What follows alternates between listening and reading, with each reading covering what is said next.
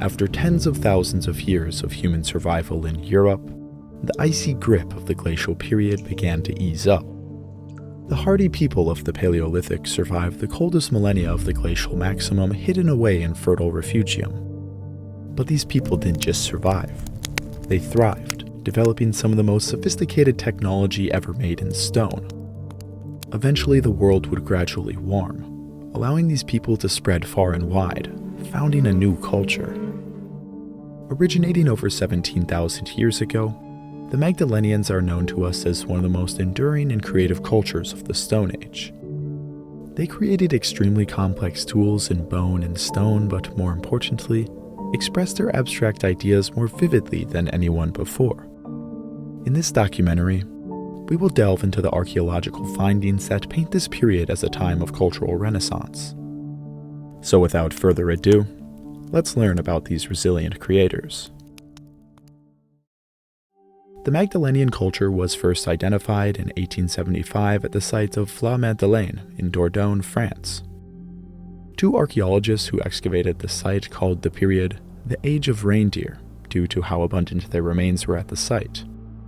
They later found the remains of many other animals, including mammoth and cave lion, but perhaps more interestingly, they found a treasure trove of complex artifacts.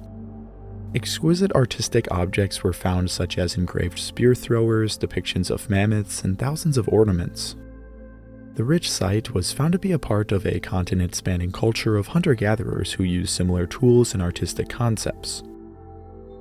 Emerging around 17,000 years ago and lasting until 12,000 years ago, this culture flourished and drastically increased their population. To fully understand where this incredible culture came from, we must first talk about what happened to the preceding culture, the Solutreans. Before the end of the last glacial maximum around 23,000 years ago, the Solutrean culture faded throughout Western Europe. The creation of complex bifaces would slowly fall out of practice and a new culture would gradually form. Known as the Magdalenian Culture, they had a renewed focus on simpler blade technology. The reasons for a simplification in technology is not entirely understood, though it is generally thought to have been caused by the tumultuous conditions at the end of the last glacial maximum. The Magdalenian phenomenon would eventually develop new techniques which we recognize as the origin of the Magdalenian around 20,500 years ago. There is some controversy over where and when the earliest Magdalenian assemblages appeared, with some suggesting the culture originated in the Paris Basin. Genetics can help show a clearer picture of the cultural changes that led to the Magdalenian culture. From 59 identified Magdalenian sites, approximately 8 sites have genetic information available. Recent studies utilizing ancient DNA analysis have shed light on the genetic makeup of Magdalenian-associated individuals, revealing a complex story of population movements, genetic continuity, and admixture. The Magdalenians were descended from earlier modern humans populating West Eurasia and early Upper Paleolithic Europe, where their genetic story starts. Magdalenian populations belong to the lineage called Goyet Q2, which is distinctly related to the 35,000-year-old Aurignacian Goyet Q116-1 cluster from Belgium. This cluster shares ancestry with individuals of West Eurasia and East Asia, such as the 45,000-year-old individual from Bako Cairo in Bulgaria or the 40,000-year-old Tianyuan individual from China. This population was one of the first modern human populations to spread out through Eurasia. This ancestry persisted in Western Europe during the Gravettian and Solutrean with the subsequent Fornal cluster. This cluster appears to have been dominant in the Solutrean as evidenced by the 23,000-year-old Lu-Piage II.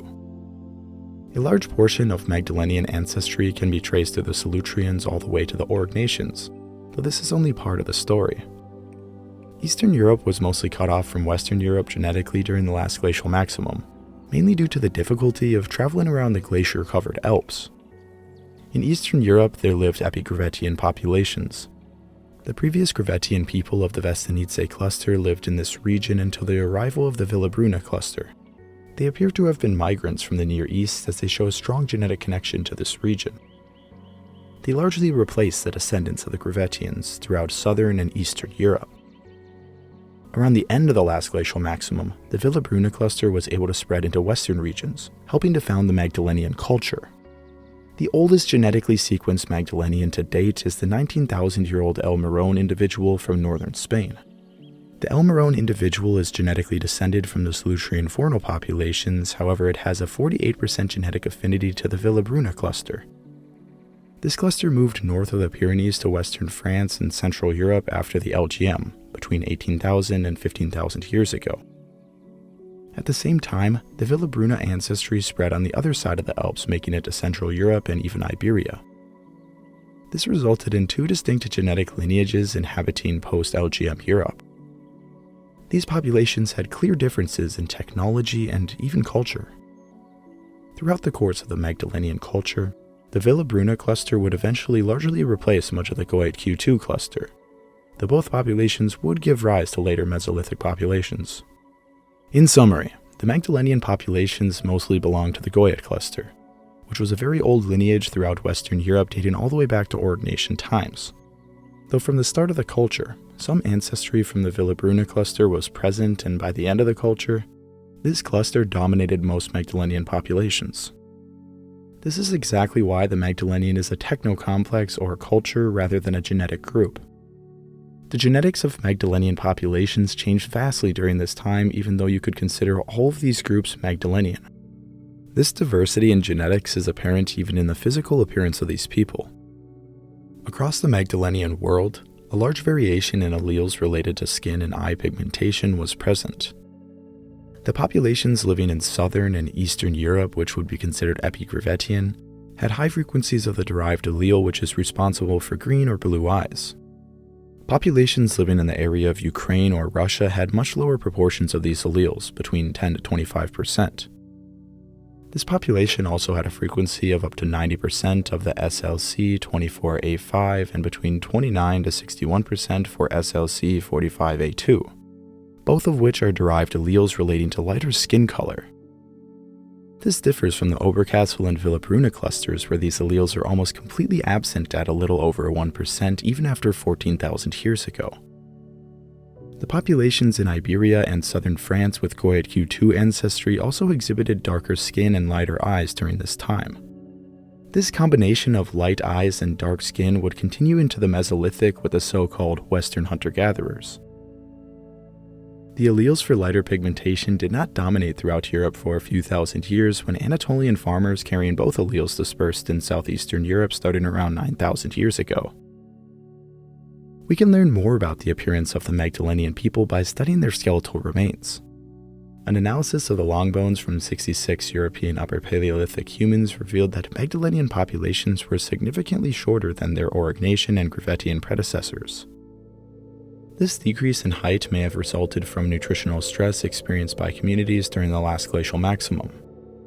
Another possibility to explain the decreased height of the Magdalenians is that following the LGM, human populations expanded across Europe while large game such as mammoths became extinct.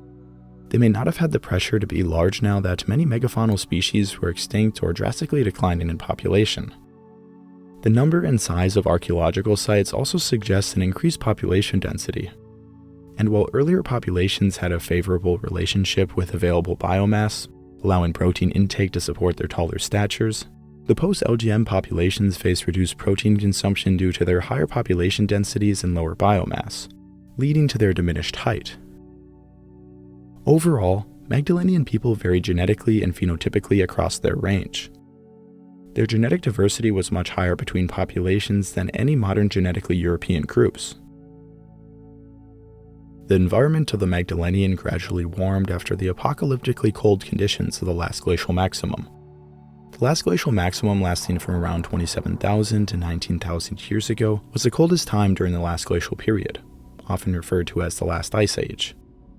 The frigid conditions caused glaciers to expand over much of northern Europe and the entirety of the Alps. By around 20,000 years ago, gradual warming finally forced the glaciers to retreat. The Magdalenian culture originated during this warming, and their world would continue to slowly warm over the next few thousand years. By the late Magdalenian, temperatures had increased by around 6 degrees Celsius in the south and around 15 degrees Celsius in the north. Throughout this period, tundra retreated and lush grasslands took its place. Forests would eventually dominate southern regions, and by the end of the period, most of the steppe had been pushed into northern and eastern Europe. The Magdalenian world was therefore a dynamic period of gradual changing ecosystems throughout Europe. During the early Magdalenian, populations were still restricted to warmer and lusher regions of northern Spain and southern France. Bands of hunter-gatherers would follow their prey, which themselves followed the grasslands that were expanding north. Even during the early Magdalenian, some adventurous bands made it to southern Poland and the northern Danube. This was around 1,000 kilometers or 620 miles away from other Magdalenian centers. In these distant lands, we have limited evidence that they came across epigravettian bands. At the site of Maszycka Cave in southern Poland, Magdalenian bands showed up for only a brief time, only to be replaced by epigravettian populations. Throughout the existence of this culture, Magdalenians and epigravettians do not seem to have mixed culturally, though the ancestry of the Villabruna cluster would come to dominate in the late Magdalenian. Despite this, a pretty strict line can be drawn between the Magdalenian and epigravettian worlds. By the time of the late Magdalenian, the gradually warming climate allowed populations to settle in northern regions. This included what is now the British and Irish Isles, which were once connected to the mainland as well as the now sunken Doggerland. Northern Germany and Denmark were also free from glaciers and hosted small populations. The Magdalenian world expanded gradually to contain much of Western and Central Europe. With all this new territory, their population also increased quite drastically.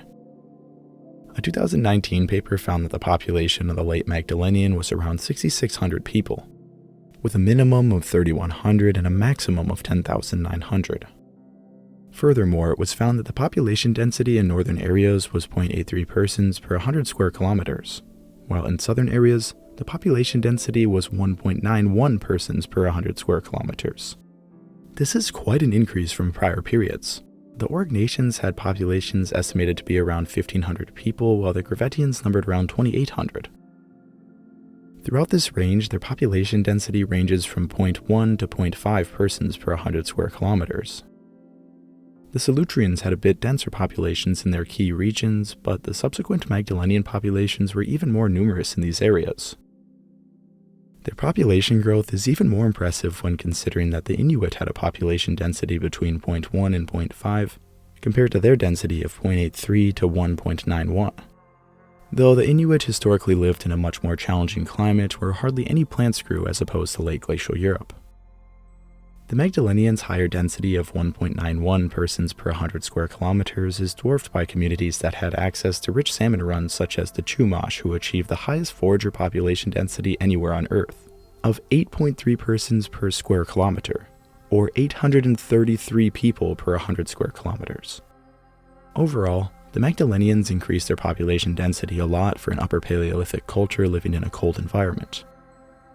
These people foraged all of their foods, which mainly consisted of animals, plants, and fungi. With the gradual warming, populations and ranges of animals changed drastically over time.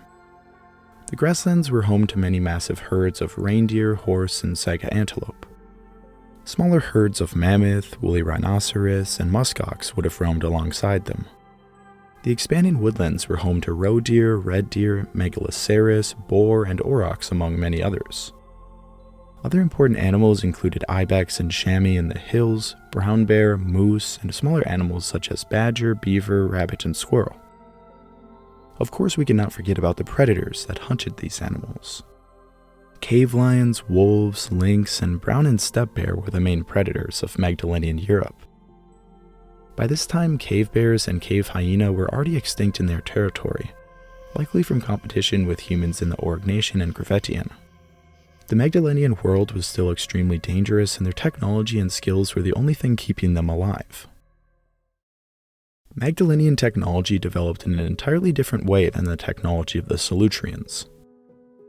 Instead of focusing on large, skillful bifaces, a heavy emphasis was once again put on blade core technology. This consists of taking long and narrow blades off of a core. The blades naturally come off of the core with a razor-sharp edge. This technique was nothing new. The first modern humans in Europe used this technology. However, the Magdalenians made some of the most refined blade and bladelet tools of the Upper Paleolithic. The Magdalenians would take blades and dull them on one side, creating what we call a backed bladelet. A 2020 study found evidence that the backed bladelets were directly hafted on the sides of composite projectiles. These blades were hafted with an adhesive, often made of beeswax, tree sap, and charcoal. Multiple bladelets on the side of a projectile would make for a truly deadly weapon. Quality flint is essentially like glass in the way it can cut through flesh with ease. If you are familiar with Aztec obsidian blade weapons, this is the same general idea. These blades can be easily replaced when lost or damaged. This is a much easier way to make a projectile than, say, a complicated biface. Late Magdalenian groups improved upon these backed bladelets by turning them into finely made triangles. These barbs would have kept the projectiles lodged in the animal, causing further damage with movement. Though the Magdalenians also made a variety of bifacial and unifacial points. A variety of projectiles were made throughout their culture. Some familiar points such as tanged points, shouldered points, and specialized blades called Creswellian points. All of these lighter points would have functioned as spear or dart tips. Such weapons were used throughout the Upper Paleolithic and have been used to take down everything from ibex to mammoth. Magdalenians also had a practice of making very large blades. Some of these blades are nearly 20 centimeters long and must have been struck off of a large piece of flint. These blades were often used to make knives which could be resharpened many times. Some blades were carried over 300 kilometers from their source, suggesting that these tools had long lifespans or were even valuable trading items. Other large blades were retouched into scrapers and chisels. Scrapers were an essential tool for any hunter-gatherer living in cold conditions. They were used to scrape fat and flesh off of hides that could then be used for clothing or leather. Many other stone tools were actually used in the production of their bone, antler, and ivory technology. Very fine stone drills were made on blades. These were useful for making many symbolic objects, and the flint blades were likely used to create beads. It is possible that they were even hafted into bow or pump drills. Other tools include burins for shaping bone and sawtooth denticulate tools for sawing through bone. The Magdalenians truly mastered the art of working osseous materials. Though other cultures made some pretty impressive bone and ivory tools, it wasn't until this period that elaborate and technologically complex osseous tools were made. Working bone, antler, and ivory is a very difficult and time-consuming process. The Magdalenians developed complex techniques to break down these hard materials into usable blanks. They used bone and stone wedges to split the material. These blanks could then be shaped with burins, toothed tools, and ground against the coarse stone. With this process, they were able to create very intricate tools that were often engraved with artistic depictions. The diversity of their osseous tools is truly astounding. Let's take a break from the video to talk about today's sponsor, War Thunder. War Thunder is the most comprehensive vehicle combat game ever made, and is available now for free on PC and consoles. Take command of over 2,500 tanks, planes, helicopters, and ships of 10 major nations, ranging from biplanes and armored cars of the 1920s to the fighter jets and main battle tanks of today. Include yourself in the intense combat of War Thunder, where incredibly detailed vehicles, realistic graphics, and authentic sound effects place you right at the helm of the most powerful war machines of our time. Join a worldwide community of over 70 million players in epic PvP battles today, and delve into the breathtaking experience that is War Thunder. With an unmatched wealth of high-quality content to discover, there's simply no game better suited for fans of military history. One of my favorite personal things about War Thunder is the realism they put into each and every vehicle. Every vehicle is intricately modeled down to its individual components, like engines, fuel tanks, weapons, and crew, all susceptible to damage or disabling from enemy fire, and different types of armor, shells, and missiles behave like their real-world counterparts. This makes the game so much more enjoyable than any other I have played before. I personally am obsessed with the history of the World Wars, especially World War II, and War Thunder offers a perfect window into the combat of the time. I also enjoy the competitive aspect to the game, especially when I am fighting as an American, though those German vehicles are really something. Play War Thunder now for free on PC, PlayStation, or Xbox. Use my link in the pinned comment or video description to sign up now. New players and those who haven't played in 6 months will also receive a massive bonus pack including premium vehicles, 100,000 Silver Lions, and 7 days of premium account. This offer is available for a limited time only, so don't miss it. Huge shout out to War Thunder, I legitimately love the game and I think you guys will too. Now let's get back to the video. One of the most notable tools that they made out of bone were their atlatls or spear throwers. Over 100 atlatl hooks have been found dating to the Magdalenian period, including heavily decorated examples. We will talk about the symbolic implications of the decorated examples later. Spear throwers are essentially a lever that can be used to propel darts much faster than can be thrown with the hand. A skillful user can accurately throw a dart around 100 feet or 30 meters. Longer range shots with less accuracy can be thrown around 300 feet or 90 meters. When targeting an animal as large as an aurochs or mammoth, a long-range shot becomes much less difficult. Spear throwers can be used by individual hunters as well as entire bands. They are very versatile weapons that have been around for a long time.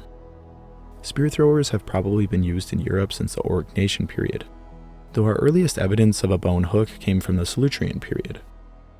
The Magdalenians seem to have made many innovations in their spear throwing technology. Open bone rings found at some French sites are hypothesized to have been used as finger loops on spear throwers. This is supported by the ethnographic record. This suggests that they were going out of their way to make improved spear throwing levers. The same craftsmanship was likely present on their darts. Spear throwers appear to have been the main weapon of the Magdalenian, though we must consider others. Javelins or throwing spears are another projectile that was likely in use during this period. They can be made much heavier than atlatl darts, which allows them to carry large stone points. They may have been used as devastating close-range weapons to finish off a wounded animal. A revolutionary technology that they may have used would be the bow and arrow. Evidence suggests that bow technology may have appeared in Africa over 70,000 years ago. Some evidence suggests that bow technology may have been used in Europe during the earlier Aurignacian and Solutrean periods, though this is debatable. Evidence for bow technology during the Magdalenian is lacking. It is certainly possible that it has been overlooked in the archaeological record. Most of these collections have been heavily studied for decades. It is possible that bow technology was indeed used earlier on in the Upper Paleolithic, then was lost before or during the Magdalenian. This may help us to get rid of our assumptions that the bow and arrow is superior to the spear thrower in every situation. We know that the Inuit used the spear thrower to a great extent, even with the knowledge of bow technology. This remains a fascinating mystery. Another weapon we know they used were large thrusting spears. They primarily made these weapons with large bone points. These points are often exceptionally long and feature a variety of designs. Specific antlers, tusks, and even whale bones were used to make such large weapons. A longer point can penetrate further into a game animal before transitioning into the spear haft, and this is very useful for getting to the organs of large animals. These weapons were almost exclusively for thrusting. They may have played just as much of a role in hunting as they were for personal defense against predators. These bone points were hafted in a variety of ways. Some likely went into wooden sockets, while others had slant and fork bases. In the Magdalenian, whale bones were often used as foreshafts, while the point was made of antler. These spears would have been quite complex, but reusable. The antler points were expedient, while the foreshafts and wooden haft were likely used for a long time. The most deadly of their bone points had slots carved into them to allow the hafting of backed bladelets. The bone point is able to punch into the animal while the stone inserts cut their way in. Such a tool could have killed any animal of the Magdalenian world if stabbed in the right place. We have many Magdalenian slotted points, though none with the bladelets still in place. However, points from around the same time in Europe have been found with blades still in place. They give you a sense of how much craftsmanship was put into one of these points. At the site of Nebra in Germany, we have evidence of what may have been a composite projectile. 12 long microliths appear to have been hafted along an organic projectile. It may have been made of bone or wood, though we aren't entirely sure. It gives us a good idea what some of their spears may have looked like. The most impressive bone points that this culture made were their barbed points or harpoons. Extremely intricate osseous points were made with many barbs and even symbolic carvings. The diversity of these points speak to the creativity of their makers. Certain barbed point styles reflect regional cultures, while others may have been specialized for different species of fish. Reconstructions of barbed points have shown that it would have taken around 7 hours to carve one from a blank. It would have been much easier to make one of these points with a wooden haft and stone inserts, though osseous points are much more durable and waterproof. Barbed points would have been exceptionally useful throughout the vast range of the Magdalenians, which was filled with water from melting glaciers. These tools made up about a quarter of all the bone tools they made, though they were specifically used for fishing while other points were still used for hunting. They also used other tools, notably hooks to catch fish. In fact, the earliest fish hooks in Europe date back to Magdalenian times. An ivory fishhook from northeastern Germany was found dating around 19,000 years ago. 5 other hooks from the same site have been dated to 12,300 years ago. It is possible that this technology was used throughout Central Europe and even beyond. During the late Magdalenian in both Germany and France, implements called gorges were also used to catch fish. Gorges are small double-pointed implements that, when eaten by fish, get stuck in their mouths. Many of these tools have been found directly associated with fish remains, strongly suggesting their use. Hooks and gorges open up an entirely new world of possibilities for fishing. Unlike spears, they can be passively used with bait. A fisherman can have multiple hooks in the water waiting for a fish to bite. The fisherman isn't limited to shallow water or by the shore where spearfishing is typically done. Hooks are also very useful for ice fishing. Fish often spend time deep underwater during the winter, and hooks and gorges would have been a way to get at them. Spearfishing can also be done during the winter, though a lure of some kind is typically required to attract the fish. Interestingly, we actually have artifacts from France that may have functioned as lures. Small bone objects from various sites, sometimes with holes drilled into them, may have been used to attract fish, which then could be speared. This exact technique was displayed in episode 9 of the story of Tuktu. A small ivory fish is dangled into the hole, and when the fish come to investigate, they are speared from above. It is certainly possible that the Magdalenians mastered a similar technique during the last glacial period. Another tool or weapon made of bone were knives. Bone knives are also quite useful and can be resharpened hundreds of times before being discarded. One particular bone knife that I have come across while researching has a fascinating fish handle. This tool may not have been a knife at all. The blade may have actually been used to descale fish. I find this odd considering that salmon and trout do not require scaling, though other fish in Europe such as perch or pike do. Other important bone tools were focused on the production of clothing. Bone lissois or smoothers were used to press into leather. This can make leather more pliable and even water resistant. Awls were used to punch holes through tough hides, while eyed needles were used to sew fine clothing together. Though out to the last glacial maximum, their world was still much colder than Europe is today. Fine clothing would have been essential, especially in Doggerland in northern Germany. Bone was also used to make flint knapping tools. Bone is a great material for flint knapping because it is durable and relatively soft. This allows stone to be worked in a much more predictable way than with other stones. We have identified a variety of flint knapping tools from their sites, including hammers and pressure flakers. The last tools we must talk about that they made from bone were perforated batons. If you have seen every episode in this series, you may be sick of hearing about them, though they appear to have been very important to Upper Paleolithic people. They consist of bone, antler, or ivory and commonly have one or more holes drilled into them. They were occasionally heavily decorated, especially during the Magdalenian. The first batons were made during the Aurignacian, and they were made all the way into the Magdalenian. Early researchers hypothesized that they were used as entirely symbolic elements, perhaps on a staff. Further research revealed that they likely had a utilitarian function. A 2024 study found that batons from whole fells made around 35,000 years ago were actually used for rope making. Rope would have been very useful for many aspects of life in the Paleolithic. It makes sense that specialized tools would have been made to create it more efficiently. We even do have a fragment of cordage from the cave of Lascaux. The rope-making baton evidence comes all the way from the Aurignacian, though some of our evidence suggests that other batons were perhaps used for the same purpose. A 2019 paper looking at batons from Go's Cave in the UK dating to 14,000 years ago also found something interesting. The batons had spirals carved into them, and they broke under high force. Could these spirals have been used to help cordage twist into place? The batons may have been used for twisting rope.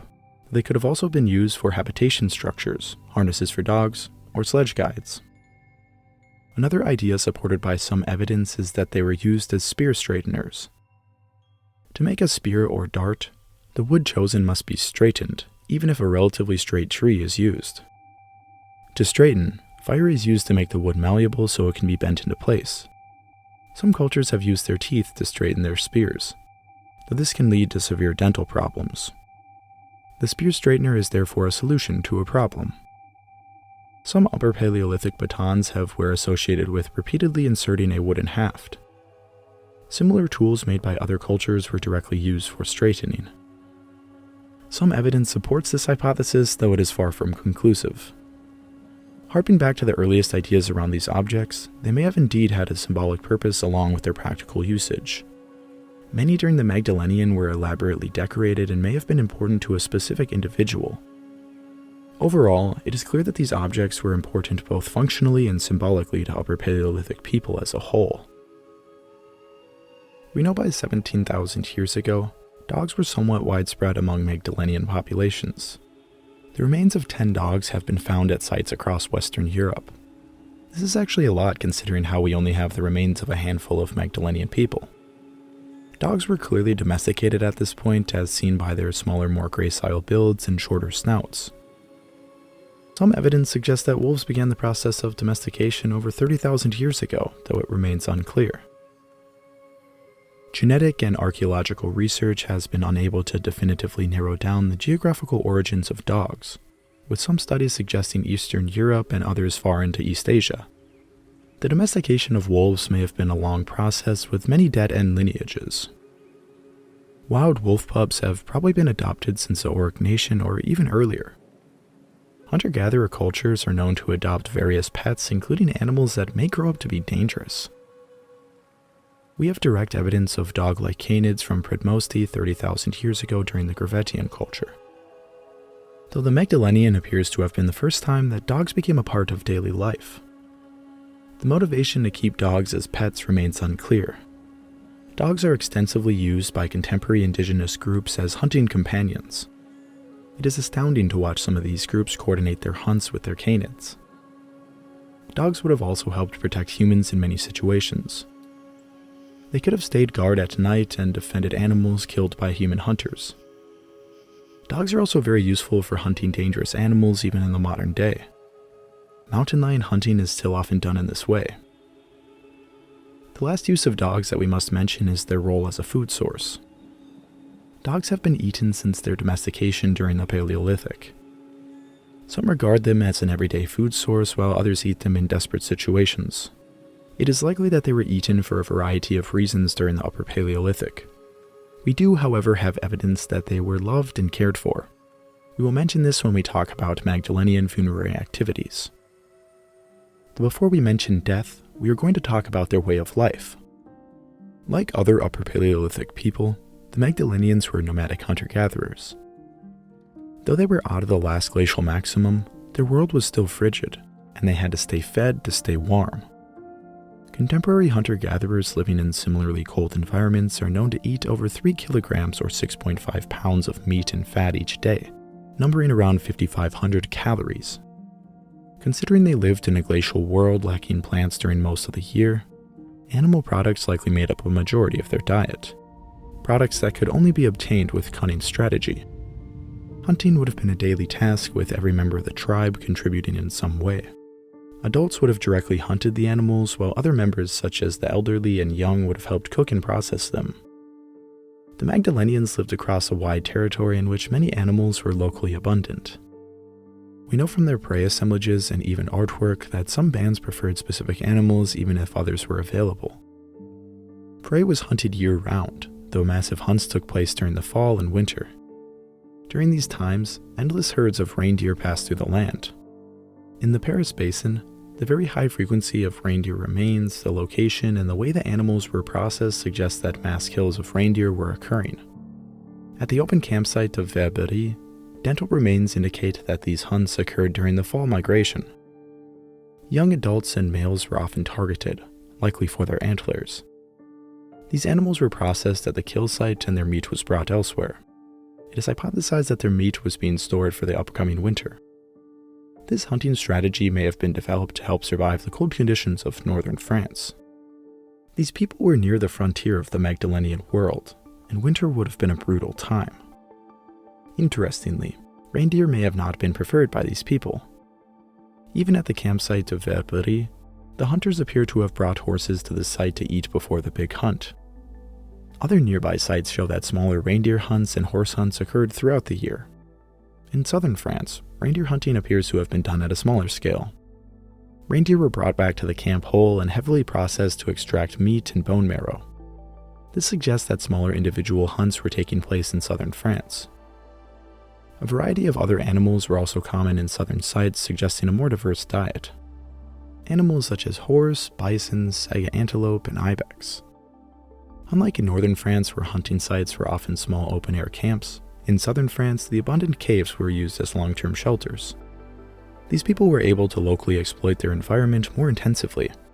Sites far to the north in the English Isles, such as Goes Cave and Creswell Crags, show that the Magdalenians were able to survive in very harsh conditions.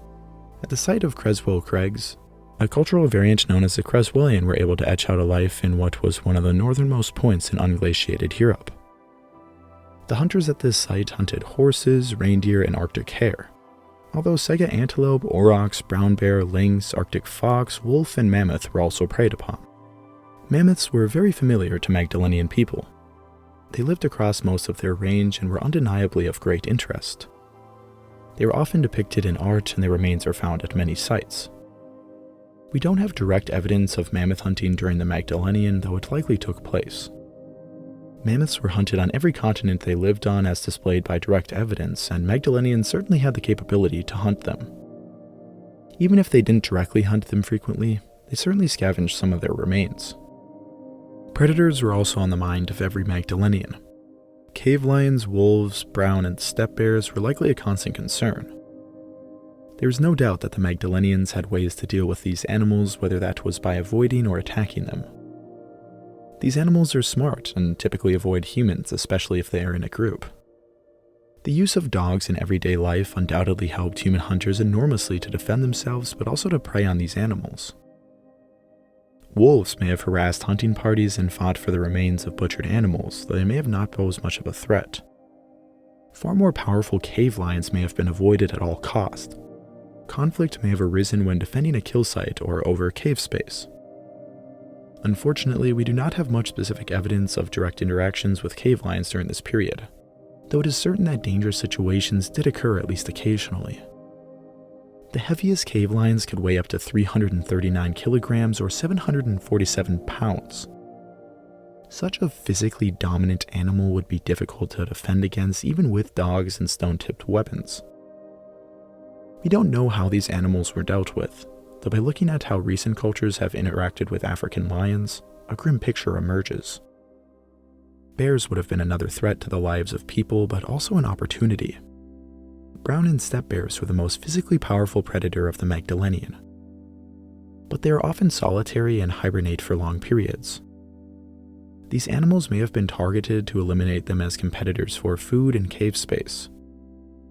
One of the most fascinating discoveries I have come across from the Magdalenian was a case of a bear hunt in the Swiss Jura.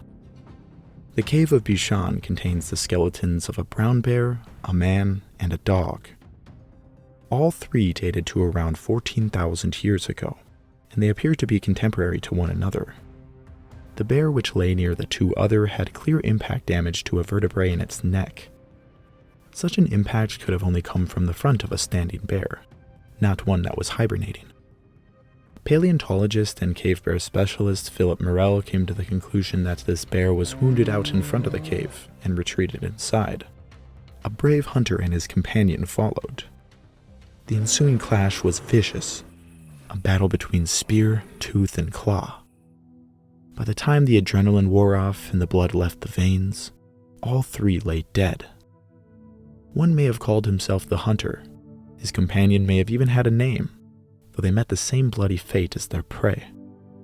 For all of human history, these three souls had laid next to each other until their excavation. This story humbly reminds us that the past is made up of individuals. There are endless stories of life and death, weakness and perseverance to be found. Stories that will never be told, lost forever. I should mention that we are not entirely sure that all three of these individuals died during the same event. It is hard to prove. Various researchers have supported the idea, but this is one of those cases that hasn't really been looked into for decades. Bears may have indeed been seen as a food source, and at the very least, competition. Though megafauna were commonly hunted, smaller animals are found at many of their sites. Their more fragile bones don't fossilize as well, and early researchers often didn't preserve their remains. Animals such as rabbits, squirrels, beavers, tortoises, badgers, wolverines, and other animals are important to their respective ecosystems. They may have played an important role for children to learn how to hunt and as supplementary food sources. Rabbit and hare have been found at many of their sites and appear to have been a significant source of food. Their fur, like other smaller animals, may have also been prized for its pliability and warmth. Other small animals like badger and wolverine and even squirrels may have been a problem for tribes storing long-term food supplies.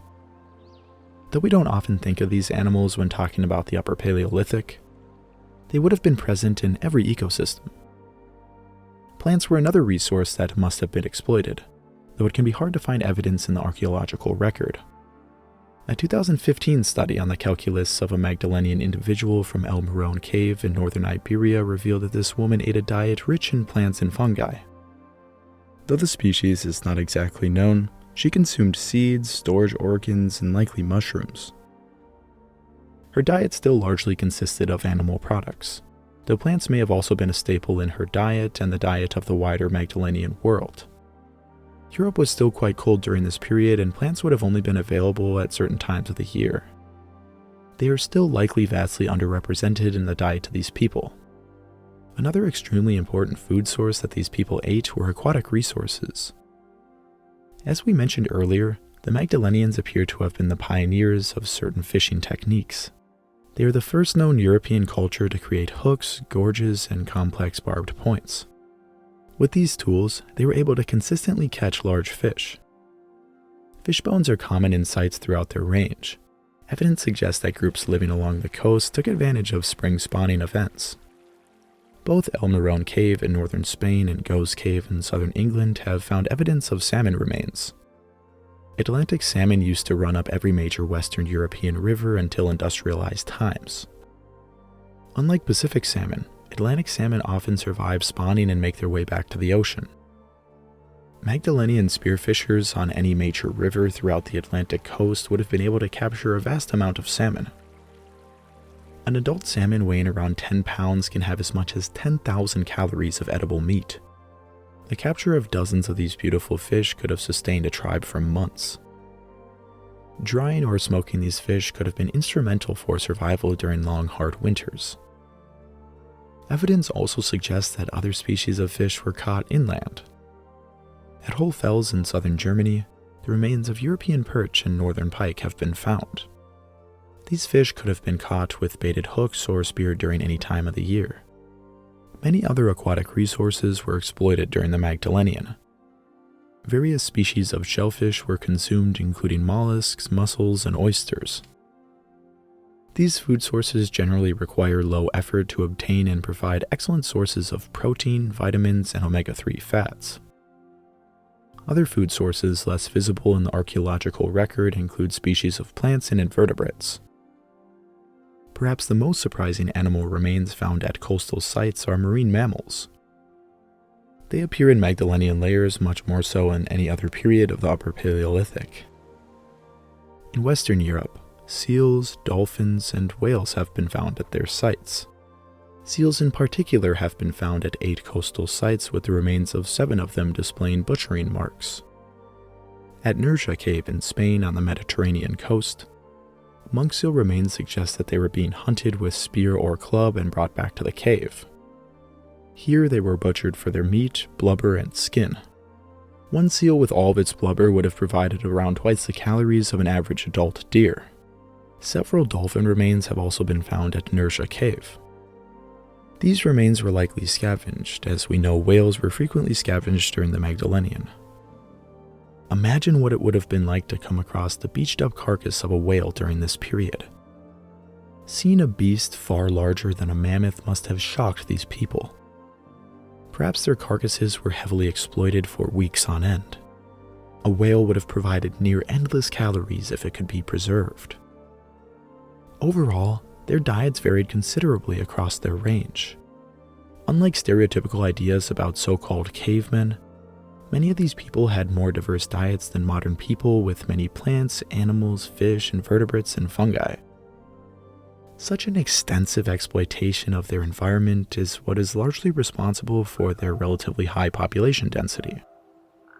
The Magdalenian people lived across a vast range which could often be home to some very inhospitable conditions. In order to survive, various forms of shelter would have been essential. We know for a fact that caves were commonly used by these people for shelter.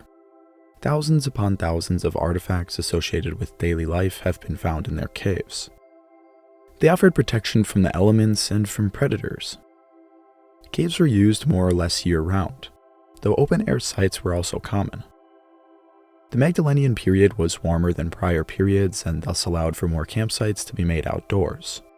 Simple campsites and larger-scale congregation sites have been identified. Typically, these sites are found along rivers or near high-quality sources of flint. Smaller campsites were commonly used for hunting parties or for traveling groups. At the Pinsevent habitation site, a temporary campsite was almost perfectly preserved. Evidence of a tent structure, hearths, bones, and knapped flints have been found. They all sat exactly where these hunters left them over 12,000 years ago, never to return again. Some open-air sites were quite large, most likely used during fall hunts or for wintering. At the Gonnersdorf site, evidence suggests that around 30 to 60 people spent the winter in tents. Traces of round tents similar to yurts have been identified. They had a diameter of between 6 to 10 meters or 20 to 32 feet. They were likely hide-covered wooden frames, and their floors were lined with slate. You can imagine how complex the wooden structure underneath may have been. Small fires were made inside of the tents, though another form of heating was also used. A large basalt block was discovered that was repeatedly heated many times. It is hypothesized that this stone was heated under the coals of a large fire outside of the tent and then was finally carried in during the night. This would have helped to keep a tent warm and pleasant while sleeping. At a site in central Ukraine, there is evidence of mammoth huts from around 15,000 years ago. 4 of these impressive huts were made with 149 mammoth bones. A mammoth skull found at the site was even painted with red ochre. Mammoth bone shelters were made throughout the past 30,000 years, and this is one of the younger discoveries, though there is others I could mention. But the thing is, this site may not actually be Magdalenian. The remains show some affinity to Magdalenian art and symbolism, though they may have been influenced by a number of cultures. Regardless, it is fascinating to learn that it was Magdalenian art and symbolism which had the furthest reach of their culture. The Magdalenian contains far more art than any other period of the Upper Paleolithic. This may be partly due to the fact that they are much closer in time to us, so the art they made had a better chance of being preserved. Still, it appears that the Magdalenian was a time when the creation of art was encouraged. The conditions were warmer, food was plentiful, and population size increased. We will be discussing nearly every prominent example of Magdalenian art. As I have stressed in every other episode in this series, the use of pigment is vastly underappreciated from this period. Pigment has played a very significant role in cultures across the world. It can have very real and spiritual meaning, and everything from bodies to weapons are covered in it. We know that Magdalenians used pigment since red ochre is often found at their sites and artifacts have been found covered in it. The next form of art we should discuss is jewelry. Jewelry can have very real meaning to its wearers. Even in modern times, a simple ring is used to signify a marriage between two people. In the Upper Paleolithic, we find extravagant jewelry throughout every culture. The Magdalenians carried on many traditions, but also came up with their own new styles. Beads were a classic form of Upper Paleolithic jewelry. They were often made of antler, ivory, bone, and shell. They may have been strung together on large necklaces of beaded clothing. Animal tooth pendants often accompanied beads on necklaces. Some were engraved with patterns, adding a further layer of symbolism. Perhaps when a large carnivore was killed, The teeth were kept by the hunter who dealt the final blow, much like a trophy. Wearing the tooth of a dangerous carnivore would have inherently shown others that you have status. Animal teeth likely had a deeper and more magical significance. Many indigenous cultures have believed that jewelry can grant the wearer certain powers such as health, protection, and fertility. A necklace consisting of 3 bear teeth, 1 lion tooth, and shell beads has been found at the La Magdalene rock shelter in almost perfect condition. What could the meaning of such a necklace have been? At the same site, a shark tooth with a hole drilled into it was found. La Magdalene is very far from the coast. You have to wonder how this tooth was acquired and what people inland thought of it. Perhaps they hypothesized it belonged to a mysterious cryptid or even an ancient ancestral beast only told of in stories. This footage is actually that shark tooth found at La Magdalene. My friend Joshua Dodds over at Ancient Lifeways spends a lot of time in France and was able to get all this footage for me. Pendants carved from bones and other materials may have also held a deep symbolic significance. This one from France shows what appears to be a lion in full flight. Another one from the same cave shows a more enigmatic design. A pendant with a wolverine was found at another site in France. Perhaps the most interesting pendant of the period displays the butchering of a bison. Known as the bison hunters of Fremondon, this piece shows a Paleolithic butchering scene. The vertebrae have been picked clean while the legs and ribs lay to the left. This scene worn on a pendant may have been a memory of a specific hunt or a more general butchering scene. It was undoubtedly a scene of success and happiness. At the site of Isteritz, animals were carved from sandstone to make pendants. Many consisted of animal heads and one consisted of a full-bodied bear. This pendant is made from fossilized coral. Items from the coast were often brought great distances inland. A necklace made of Mediterranean shells was found all the way at the Gonnersdorf site of Western Germany. They must have traveled at least 450 miles or 720 kilometers. Shells from the Atlantic and Mediterranean even made it as far as the Danube, more than 600 miles or 11,000 kilometers. It is highly unlikely that individuals themselves traveled this far. These exotic and highly prized items were likely traded inland. By mapping shells at archaeological sites, researchers have been able to identify complex trade routes during the Magdalenian. Another substance made of fossilized coal known as jet was often used as jewelry. Jet can be carved fairly easily and can have an attractive, shiny or matte luster. It was used to make beads, pendants, and discs all over Western Europe. From the northern foothills of the Alps, it was traded around 300 miles or 500 kilometers. It is interesting to note that during the Magdalenian, toolstone only ever traveled around 180 miles or 300 kilometers from its source, while jewelry often traveled much farther. This suggests that symbolic items were truly significant to these people, even more so than the stone edges that fed them. Musical instruments are another form of art made by these people. Bull roarers have been found at a variety of Magdalenian sites, some of which were heavily decorated. Bull roarers are musical instruments and long-distance communication tools. When spun through the air, they make a distinctive noise that can be heard from afar. These instruments had a spiritual meaning to many cultures across continents. The Greeks used them in religious and ceremonial contexts. It was believed that the vibrating noise warded off evil spirits and cleansed the soul. You have to wonder if this tradition was passed all the way down from prehistoric people. Tribes in the Americas also used them for many reasons, including healing ceremonies, initiation rites, and rain-making rituals. The Australian Aboriginals are typically the ones thought of when discussing bull roarers because they have used them into the modern day. The bull roarer was integral to many ceremonies, communication with spirits, music, and for long-distance communication. The instruments were often kept in secrecy from women who were not allowed to even hear the device. This was part of a much broader system of beliefs around men and women. These items have been found as far back as the Gravettian period around 30,000 years ago. The fact that these instruments have been used all around the world may suggest that their origins date all the way back to Africa over 70,000 years ago. It is possible that they have been spiritually significant in human cultures for as long as our modern minds have existed. This is speculation, and it would have to be proven that they have a common origin. They may have just developed them independently. Another instrument which is very typically Upper Paleolithic is the flute. Flutes have been found at their sites and can be seen in cave art. A large shell found at a Magdalenian site was not of too much interest until it was found to have been modified.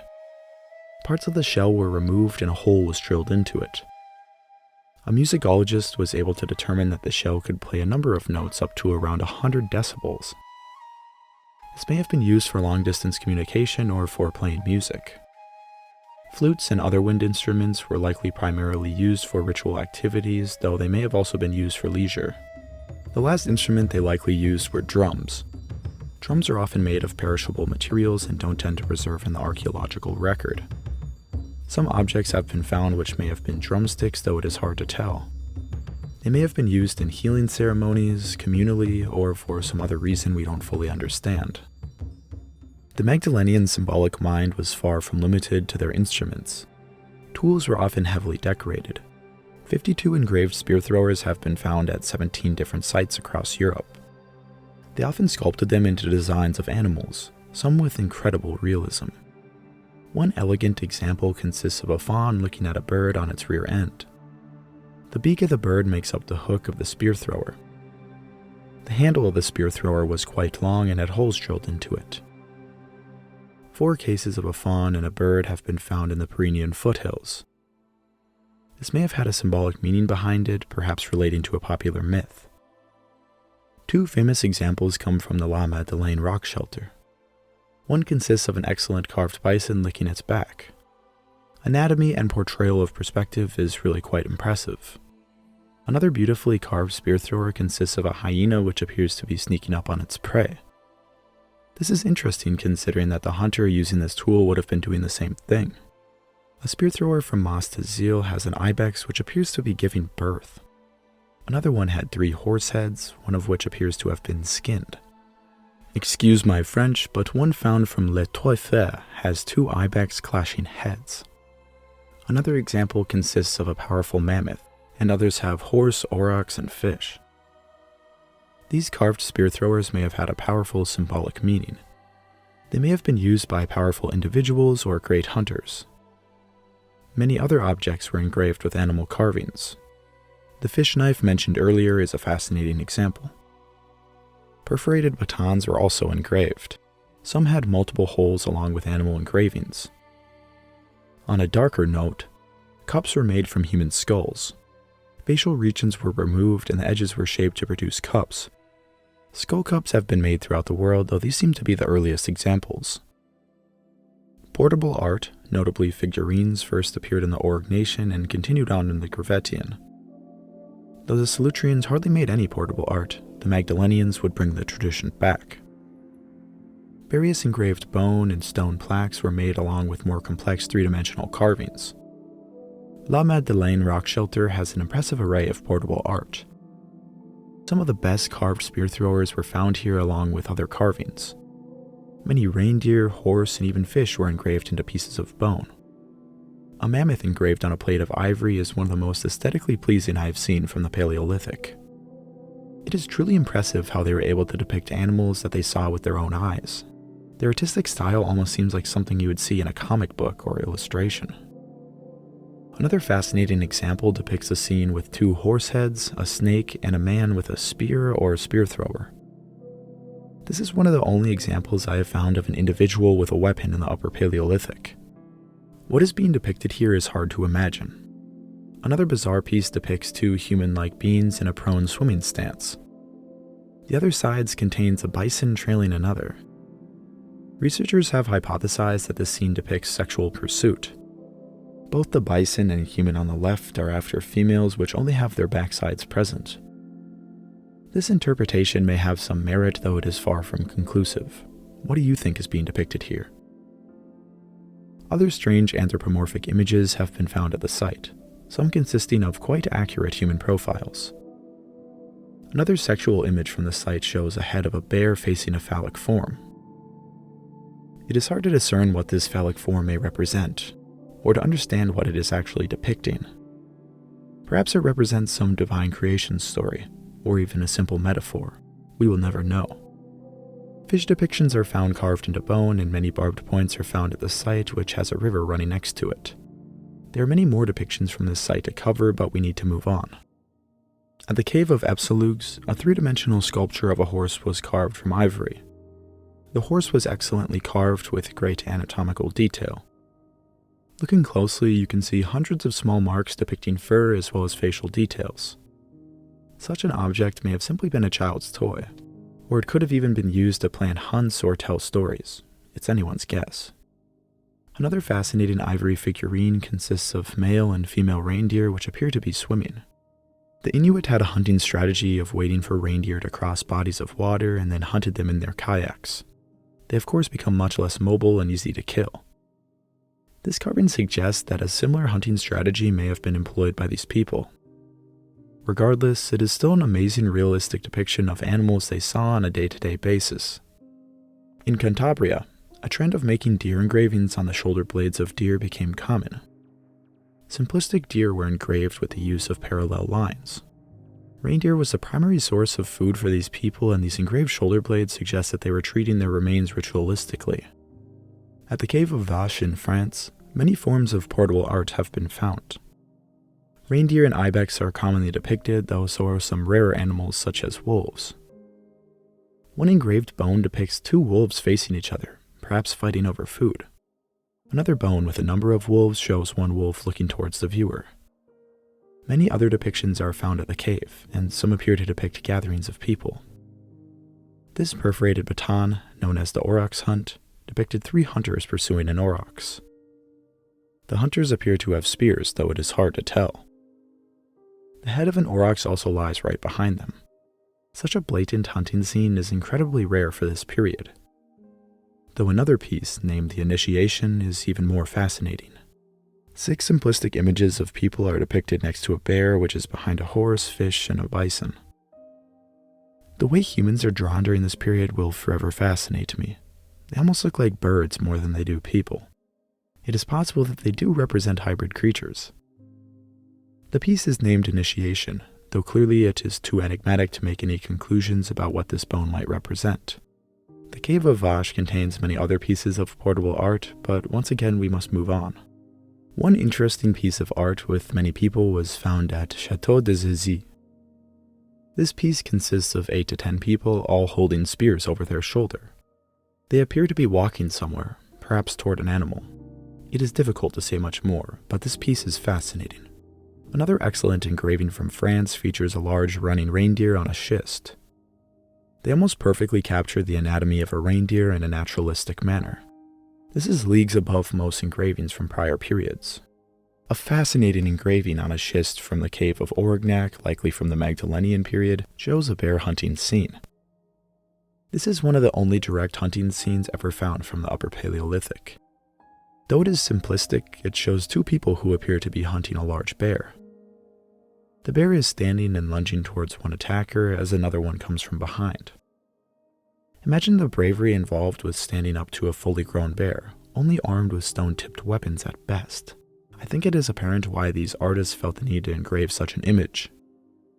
Another perhaps similar image was made on a disc of bone. On one side, a man looks to be fighting a bear with a spear and an erection. And on the other side, he appears to be laying face down, perhaps killed by the bear.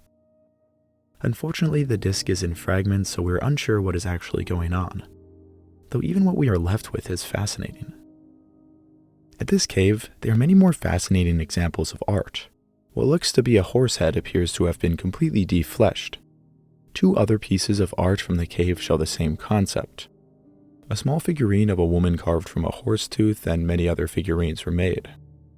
Another object consists of 2 ibex carved on a sperm whale tooth. 3 holes in the object suggest that it may have been worn as a necklace. The tooth may have been collected from a beached whale. It would have undoubtedly been very valuable. In northern Germany, 2 amber carvings have been found dating to Magdalenian times. One consists of an amazing full-body depiction of a female moose, also known as an elk in Europe.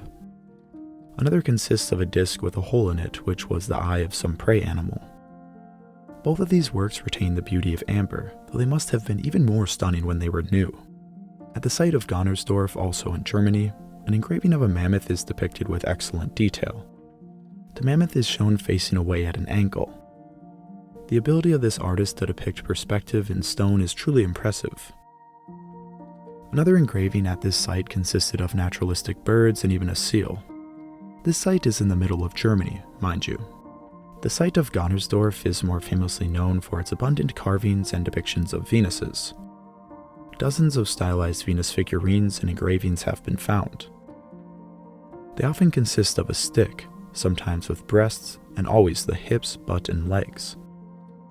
Such an abstract and stylized depiction is found at 17 different Magdalenian camps in this area of north-central Europe. At Gonnersdorf, engravings of women were also common. Some are depicted alone, some together, and others in large congregations. This depiction of two women facing each other could possibly represent same-sex relations between women. One very unique engraving shows 4 women, one of which is carrying a child Venus. The Venus figurines found at Gonnersdorf are a fascinating continuation of a trend which first emerged over 40,000 years ago.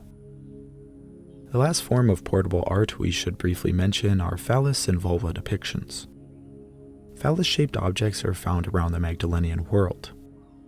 They are often carved from osseous materials to anatomic accuracy. They may have had a utilitarian use or have been completely symbolic. Depictions of vulvas were also common. Some consist of simple discs with slits or rough vulva shapes. More derived items from this period include knife-shaped objects with the lower half of women featured on the handle. Magdalenian symbolism continues to surprise me with every new piece of art I come across. Both phallus and vulva depictions may have been related to wider concepts of fertility, conception, and may have been a part of rituals. The Magdalenians made some fantastic portable art of which we covered most prominent examples. But now it is time to discuss cave art. Cave art has been made by our species for over 50,000 years, the oldest of which actually comes from Indonesia. In Europe, the Neanderthals made some cave art over 50,000 years ago, though truly impressive art would not be made until the arrival of our species. During the Ordination, truly extraordinary cave art was made in France, such as the art at Chauvet Cave. The work done at this cave over 30,000 years ago would remain the greatest perhaps on our planet for thousands of years. The Gravettians and Solutreans made some beautiful cave art, but it wasn't until the Magdalenian that works on par with Chauvet were made. Across the Magdalenian world, the practice of depicting animals and symbols exploded during this time. Animals were drawn naturalistically with great attention to detail, and recurring symbols and motifs were found in specific regions. These symbols may have been the cultural identity of certain tribal groups or families. Caves were used as shelter, but also as destinations to voyage through, perhaps as part of a spiritual journey. In Grotta della Basura in northern Italy, ancient footprints made in the clay-rich floor have shown us how people move through caves. 5 individuals, including 2 adults, an adolescent, and 2 children, entered the cave barefoot and lit their way with burning sticks. With their dim light, they walked and crawled 400 meters or 1,300 feet through slim passages while dodging rocky features. Adults put handprints into the ceiling and children slid their hands along the walls. There is no evidence that they ventured into the cave for anything other than leisure. They didn't stay and spend time, and they didn't leave anything behind. The band of friends or family walked through this massive cave seemingly for fun. This example opens our minds to the idea that Paleolithic people were not always stern and serious, focusing only on subsistence. They were people who enjoyed some downtime just like anyone else.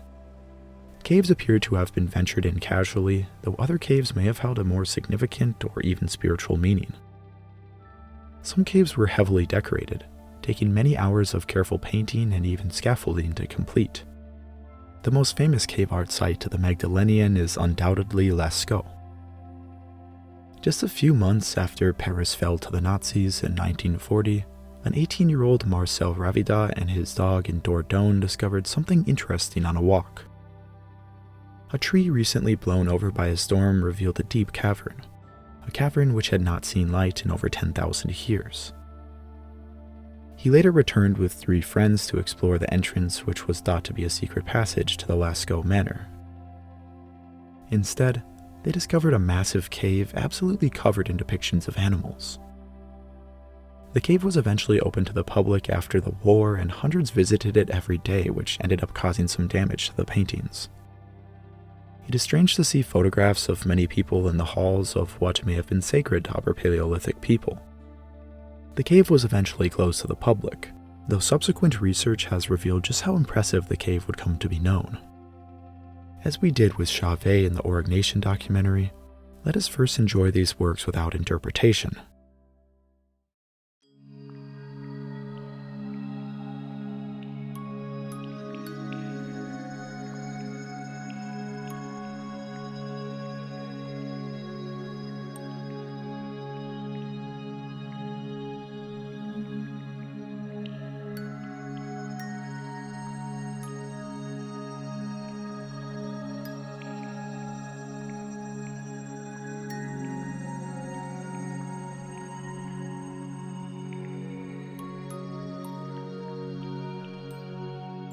Nearly 6,000 figures can be found in this cave.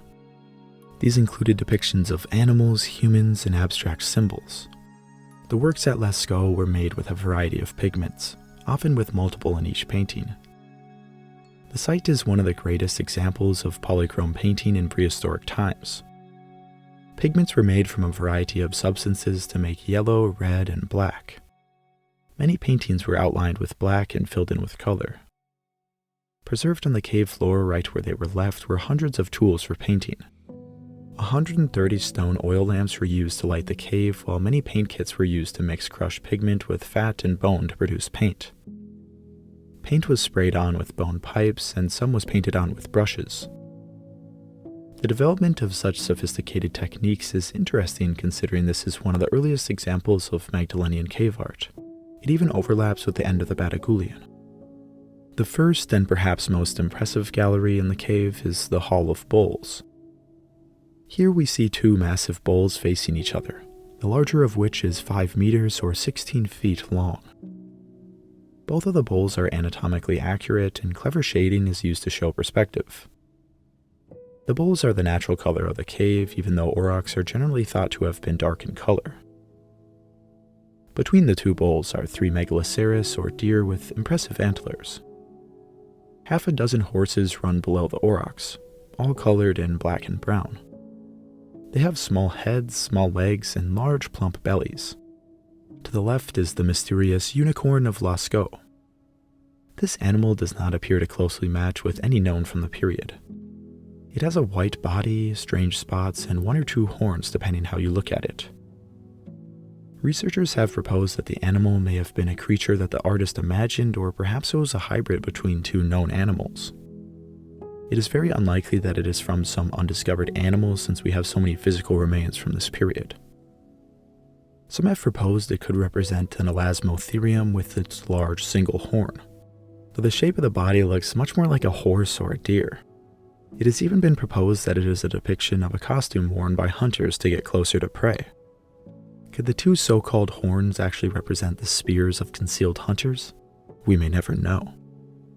The next gallery, named the Axel Gallery, contains over 160 images, 58 of which are animals. Interestingly, the paintings are up to 16 feet or 5 meters above the cave floor. Painters must have used wooden scaffolding and ladders. At this time, wood was quite scarce. The construction of complex scaffolding would have consumed a significant amount of time and resources. Many of the paintings in the Axel Gallery may have been painted by artists on their backs, looking up at the cave's ceiling. Some of the most beautiful paintings in the Axel Gallery are the Chinese horses. The elegant use of 2 pigments on the cave wall created a stunning polychrome design. A large black bowl in the Axel Gallery is a much more realistic depiction of an aurochs. It is a very naturalistic image with 2 other animals painted inside of it. Another aurochs painted nearby depicts a female with a red body and a black head. One of the most awe-inspiring paintings in this gallery must be the megaloceros with its massive antlers. Megaloceros were truly impressive beasts with their antlers spanning up to 12 feet or 3.6 meters in width. Below this image there are 12 dots. What they may represent, we do not know. The last images of note in this gallery are the falling horse and aurochs. Both of these images seem to depict animals that have fallen. The horse is upside down and the aurochs' legs appear as if it were falling. The Magdalenians may have been depicting animals that they were able to drive off of cliffs, a hunting technique used around the world. A variety of other less detailed animals were painted, notably ibex and horses. The next gallery would be the so-called passageway. Here, hundreds of engravings of the usual cast of animals are found. It is hard to capture these engravings on camera and not very many images exist. Instead, let's move on to the apse. The apse contains over 1,000 engravings of animals and symbols, many similar to the ones found in the passageway. One of these engravings stands out. There are not many good images of it, though it has been nicknamed the sorcerer or wizard. It may depict a shaman or mythical creature. Moving on, we come to the shaft. Here we find my personal favorite painting from Lascaux. An image of a bison seemingly killing a man is found among other strange objects. The bison itself appears to be disemboweled, possibly by a spear or dart that can be seen in the bison. Nearby, a man with a bird head and a phallus can be seen. The man appears to be dead or is about to die as seen by the bison's horns facing him. Next to him lie a bird on a stick. My personal interpretation is that the bird's stick is the spear thrower from which the hunter threw the spear to injure the bison. The disemboweled bison then charged the man, killing him. This is merely my interpretation, though certain aspects of it appear to be strong. What is your interpretation of this image? Seriously, write a comment, I want to know. Next to this scene there is a woolly rhinoceros facing away, perhaps an unrelated image. The next area is known as the nave. The nave contains many more amazing polychromatic paintings. There are stags which appear to be swimming, 2 wonderful crossed bison, and what appears to have been a color palette below an image of an aurochs. They may have used this to test the color of certain pigments before applying them to the paintings. The last and deepest chamber is known as the Chamber of Felines. There are around 50 animals, mostly horse, bison, some ibex, some stags, and 6 felines. Felines are not that common in the cave, but this chamber appears to show cave lions hunting. It is quite an interesting collage of animals, though they are drawn quite simply. The last important thing found at Lascaux were fragments of rope. Rope was likely common in the Magdalenian world, though it hardly survives in the archaeological record. Overall, Lascaux Cave proves that Magdalenian hunter-gatherers were capable of organizing and executing the creation of complex collective projects. Individuals had to dedicate days of their time to working wood to create scaffolding, grinding and mixing pigments, and hours of careful painting. Days of effort spent away from hunting and gathering would have required pre-planning to store food. All of this time and effort was set aside to focus on an abstract idea which all understood. They were working together to serve a higher purpose. They heard the call of their spirits and set forth to accomplish a monumental task. The final stroke of a brush on the body of a horse meant so much more than a finishing touch. This spark of light in the symbolic mind is the same driver which has pushed our species to create across the world. Think of all the collective projects found across your town or country. Countless unnamed individuals had a role in their creation, and the final product stood for something. Collective projects are therefore an extension of the mind itself. Lascaux Cave is a result of the cumulative abstract values of these people. They couldn't help but create. It was in their minds the same way a child feels compelled to pick up a crayon. Lascaux Cave was the most impressive cave art site of the Magdalenian, but it is not alone. Another cave which has told much of the same story as Lascaux is the Cave of Altamira. Discovered by a hunter in 1868, the dark chamber was not seen as very impressive. A decade later, amateur archaeologist and nobleman Marcelino Sanz de Satula visited the cave. Excavating its floor, he found animal bones and stone tools. On a visit with his 8-year-old daughter, she wandered to a side chamber and looking up, noticed some of the greatest artistic works that the world has ever seen. Marcelino, missing the forest for the trees, was mind-blown by the raw artistic ability displayed in the paintings. He published his descriptions in 1880, but to his dismay, most prehistorians dismissed the paintings as modern forgeries. The idea of the caveman, an idea which very much exists today, could not have possibly made such complex paintings.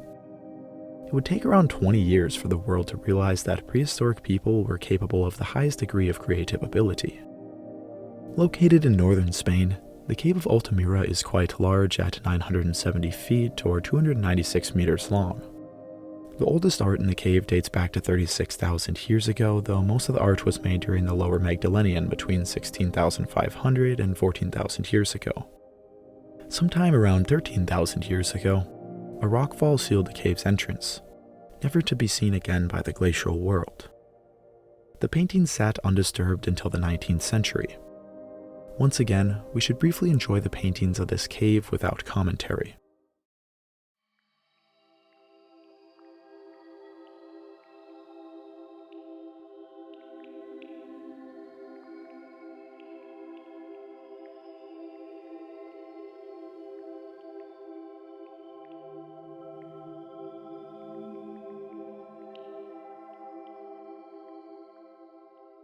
The paintings feature 25 polychromatic figures, most of which are bison, though there are horses, deer, and boar. The figures were created by first engraving and outlining. They were then filled with a variety of ochre paints, primarily red. Much of the main paint was blown on with hollow bird bones. Black pigment was used for outlining and shading in several figures. The selective use of color helped capture anatomy, distinguishing features like legs from the chest and the rear from the belly. Natural protuberances on the ceiling were used to create perspective and volume. This can be seen in this three-dimensional scan of this bull lying down. One must wonder how often these artists must have practiced before putting their work on cave walls.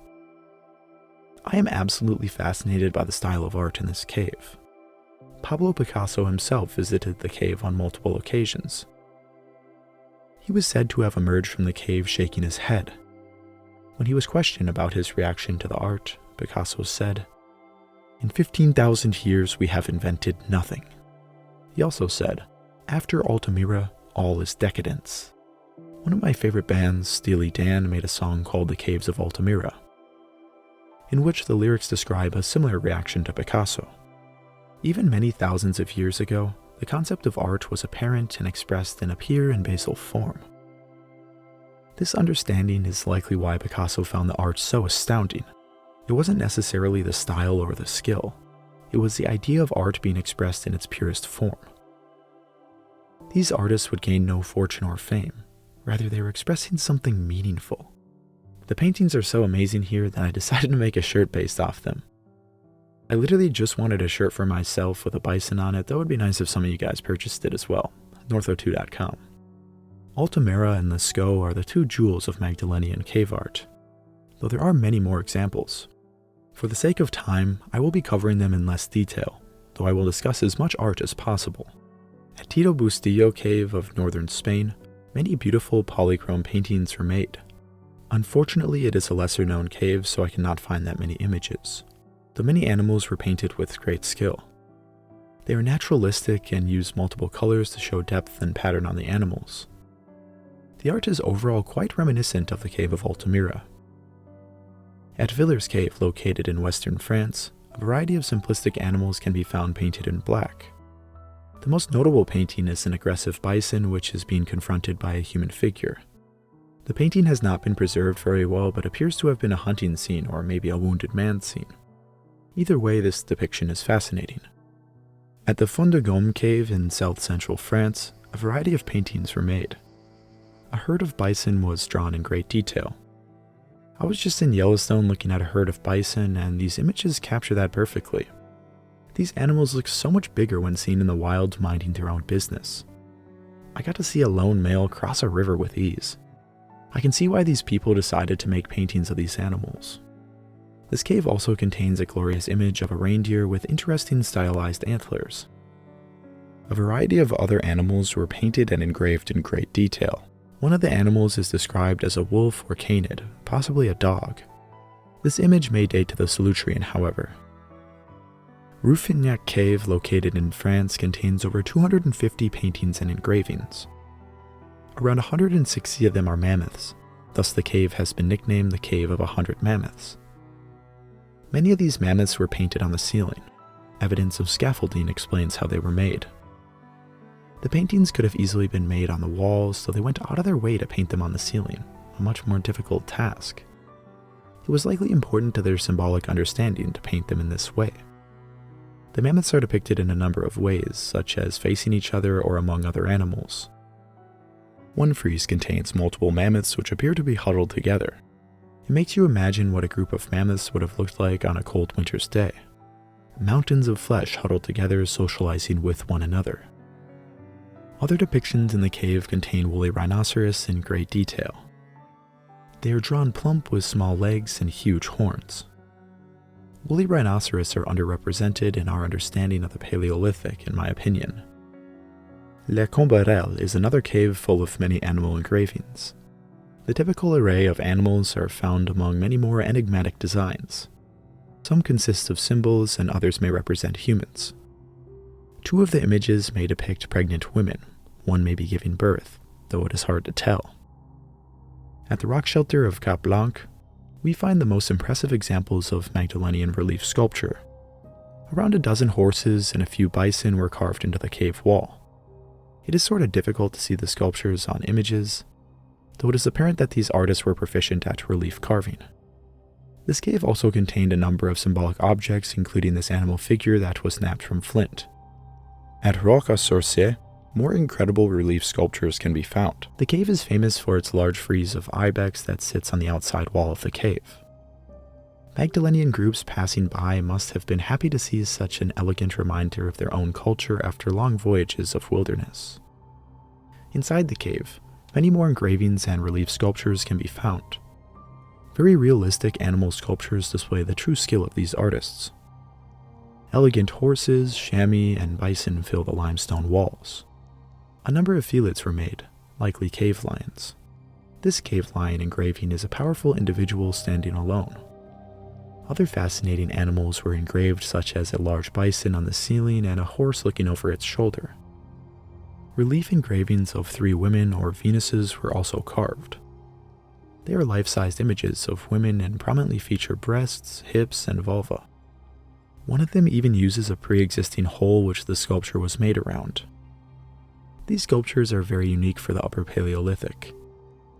Also found in the cave is the engraving of a human profile. This is unique for the Upper Paleolithic, but as we will see later, not all that uncommon for the Magdalenian. The next example of Magdalenian relief art we should mention is the mammoth from Saint-Front-de-Dôme. This engraving was made around 15 feet or 4.5 meters above the cave floor. The figure itself was quite large and must have been difficult to carve. A flint flake was found lodged in a crack right next to the mammoth. It may have been one of the tools used to carve it. Imagine walking into this cave with only a torch in hand. Entering the chamber, torchlight would slowly reveal a mammoth hovering above. This must have been a spiritual experience. Magdalenian sculpture was not limited to relief. At Tuc-Tudubert Cave, 2 amazingly modeled bison were sculpted out of clay. These 3-dimensional figures were skillfully made. They consist of a male and a female standing right next to each other, with another figure drawn in the cave floor above it. The cave has other examples of art such as figurines and engravings, though these bison stand out as some of the best sculptures of the period. It makes you wonder if clay sculpture was practiced around the Magdalenian world outside of the cave, creations which would have disintegrated in normal weather conditions. Another creation found in a Magdalenian cave would be the clay bear of Montespan Cave.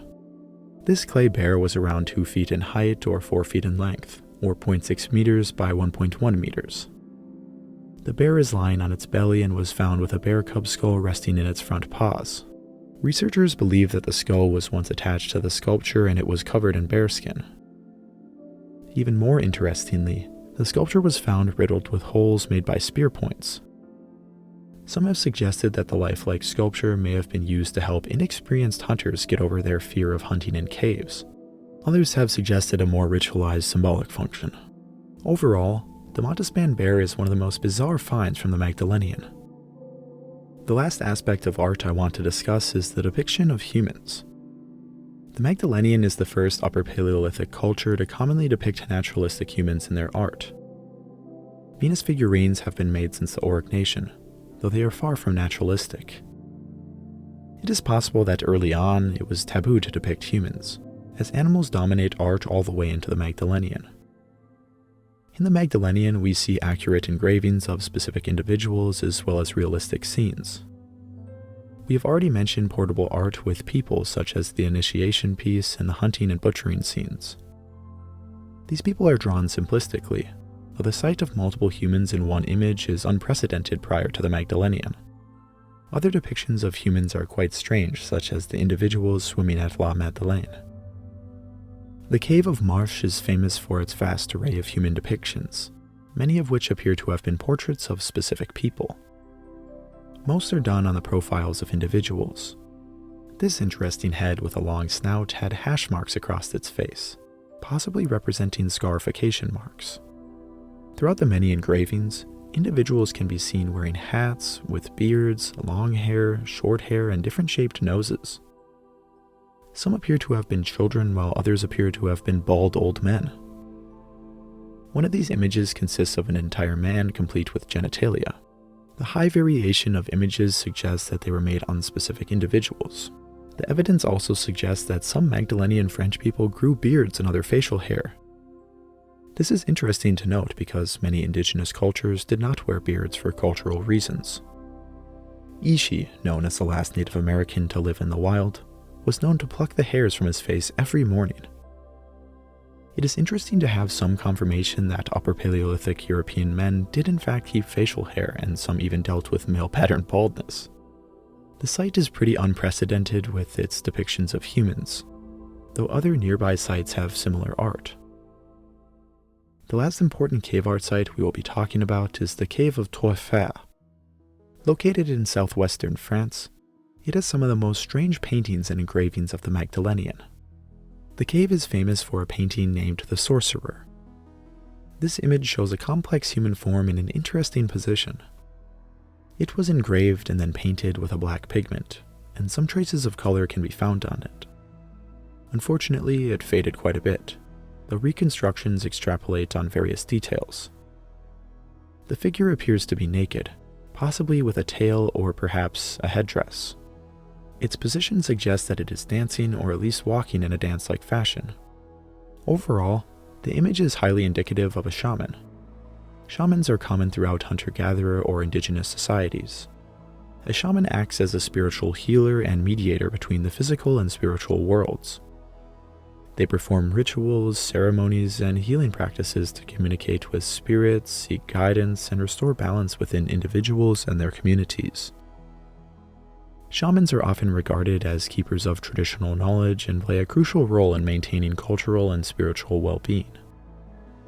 Shamanism has been practiced by cultures around the world, and many forms of evidence from the Upper Paleolithic suggest that they were important to these cultures. The Cave of Toifer also has other images, one of which is almost certainly a shaman. A human figure seemingly dressed as a bison can be seen playing the flute while dancing about. The figure appears to be playing to the two animals in front of him, a bison and a reindeer with duck feet. The scene may represent a complex hunting ritual in which a shaman is playing to the spirits of these animals. These animals may have also been people in costumes too.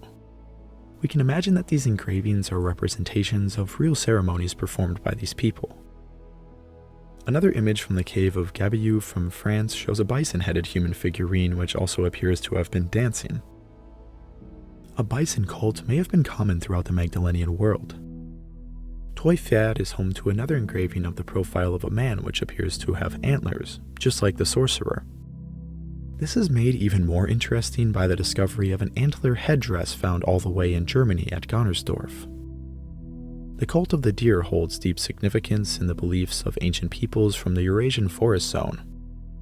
This cult encompasses myths and rituals centered around the veneration of the deer or the man-deer figure, revered as both an ancestral spirit and a cultural hero who taught the skills of deer hunting. Key evidence of the deer cult in traditional societies includes totemistic ceremonies related to deer reproduction and magical hunting rituals. Central to these practices is the shaman, who plays a pivotal role in these sacred rites. Could this very pair of antlers have been used by Magdalenians in sacred deer ceremonies? We may never know, but the ideas of such gatherings in my mind fascinates me. It reminds me of paintings by George Catlin, an artist who had the opportunity to visit many cultures of Native Americans living on the plains. He captured in great detail sacred ceremonies including shamans dressed in animal skins and gatherings of hundreds. Animal hybrids and shamanism generally appear to date all the way back to the Org Nation in Europe. Lion Man is among the most famous examples, and may be the earliest hybrid found anywhere on Earth. In the Magdalenian, around 50 human-animal hybrids have been found in various mediums of art. The Magdalenian culture around shamanism and human-animal hybrids is one similar to many others worldwide, though the exact meanings and understandings around these topics remains unknown to us. The cave of Toife contains many other enigmatic engravings such as this bear.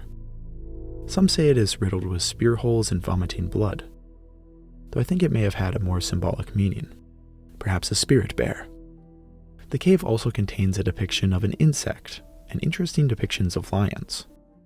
It is truly a remarkable cave, even within the context of Magdalenian art. The Magdalenians clearly developed their art to a high degree during their culture. I would argue that it was the first Renaissance after the great works made during the Org Nation. Though I have been referring to the Magdalenians as a culture, this is not true in every sense.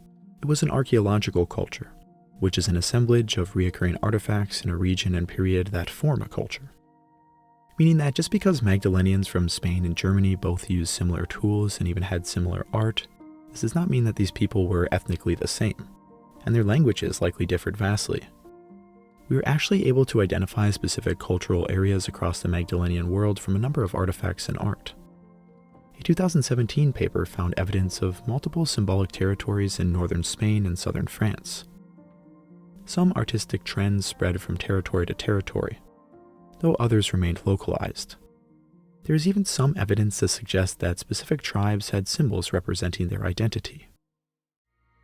The last cultural aspect to cover about the Magdalenians is the treatment of their dead. How a culture treats their dead can tell us fascinating things about their values and beliefs. There is an interesting connection between the genetic profile and mortuary behavior of Magdalenian groups. Populations which were related to the Fornal cluster in Western and Southwestern Europe deposited their remains in cave sites, while populations related to the Vestinice cluster in Central Eastern and Southern Europe buried their dead in open air or cave sites with grave goods and/or personal ornaments in red ochre. In the Magdalenian, we find primary burials of individuals, though most burials are secondary burials. First, we will cover the primary burials, meaning the direct burial of an entire person. At a site called Saint-Germain-la-Rivière, an adult woman was elaborately buried. With her, 63 perforated deer canines with unique engravings were found at the site. Red deer were very uncommon in the area at this time. These teeth were likely very valuable to these people. Furthermore, the engraved designs may represent the sign of an individual. Each bead perhaps represents her friends and family. These beads may have been sewn onto an article of clothing, which in turn represented her community that she wears into the afterlife.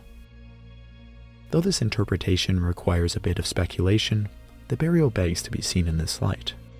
One of the most famous burials from the Magdalenian is the Oberkassel double burial. Here, a man, a woman, and a dog were buried together. Found alongside them were various grave goods, including stone tools and animal bones.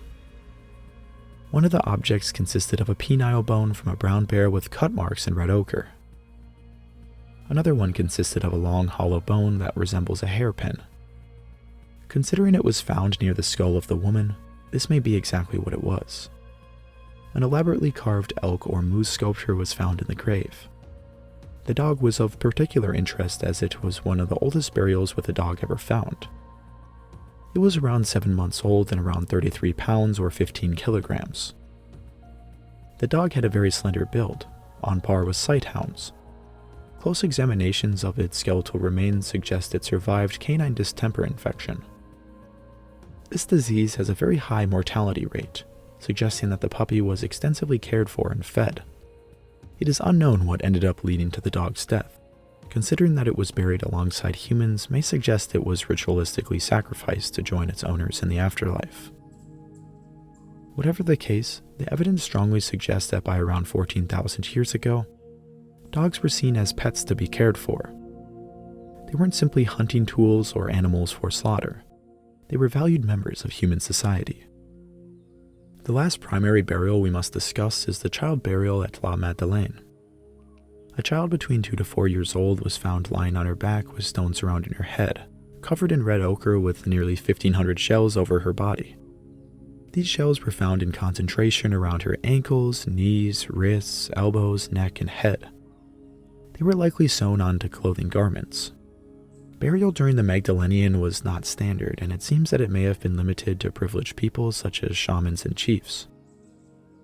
Secondary burial was more frequent across the Magdalenian world. It consists of reburial of human remains after their initial burial. For instance, the El Morón individual dating back to 19,000 years ago was a middle-aged female initially buried in a primary burial site. Once the body decomposed, her skull, except for the mandible, and most of her long bones were removed and subsequently buried in a secondary site, which has not yet been discovered by archaeologists. This practice was widespread during the Magdalenian period. Bodies were often left to decay and then later dismembered, and the bones were then buried. Some 40% of the remains found at Magdalenian burials contain cut marks. Flesh was removed from recently deceased or exhumed individuals with stone tools. At Ghost Cave in the UK, human remains were defleshed in a way that suggested flesh was being consumed, and broken bones suggest that marrow was also eaten. Skulls were even being transformed into skull cups, tools and ceremonial objects that have been made around the world.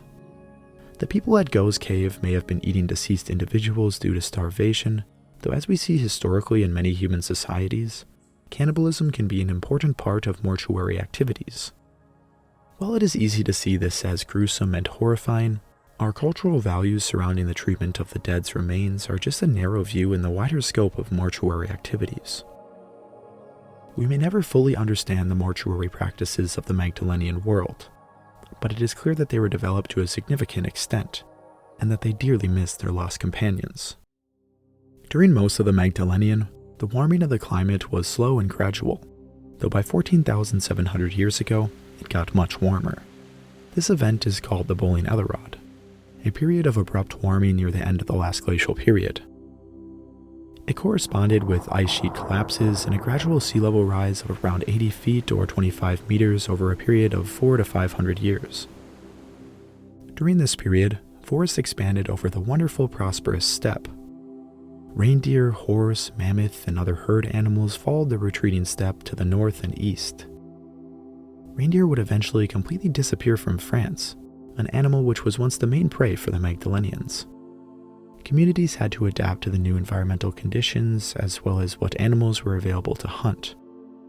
Boar, red, and roe deer became the primary prey in northern Spain and southern France. Other groups of Magdalenians expanded far into northern Europe, including Doggerland and parts of Scandinavia. People were living in regions that were never inhabited before, though food was scarce and life was hard. Herd animals became scarce, and late Magdalenian cave art may have been an attempt to bring back the animals through shamanism or magic. Large blades of quality flint were much less common, and bone tool technology became much simpler. Whalebones were no longer used, foreshafts were less common, and fork-based points disappeared. In northern Spain and southern France, the Azilian culture appeared. Their tools were much simpler and their art was impoverished. The warming conditions challenged these populations and may have left a little time for leisure. In northern Europe, the Magdalenian was followed by variants of the Jongerean techno-complex. This culture and others made a living on the last surviving steppe of Europe, hunting reindeer and horses like their ancestors did. The environment would continue to change and the glacial period would end, leading to a new world, the Mesolithic. though the genetics of the Magdalenian would of course carry on in these people, and some all the way into the genomes of modern Europeans. Lineages all the way from the Auric nation are present in modern Europeans, such as the 37,000-year-old Kostanki 14 from Western Russia, the 35,000-year-old Goyet Q116-1 from Belgium, and the 35,000-year-old Bako Cairo 1653 from Bulgaria. The Goyet Q2 cluster, which was prominent during much of the Magdalenian, would only leave minor contributions in subsequent populations and only a trace in the modern inhabitants. The Villabruna cluster, which dominated the late Magdalenian, significantly contributed to the Oberkassel cluster, which are also known as the Western hunter-gatherers. Modern Europeans have varying degrees of Western hunter-gatherer genetics, around 20 to 30% in North and Western Europe, and less than 10 to 15% in Southern and Eastern Europe.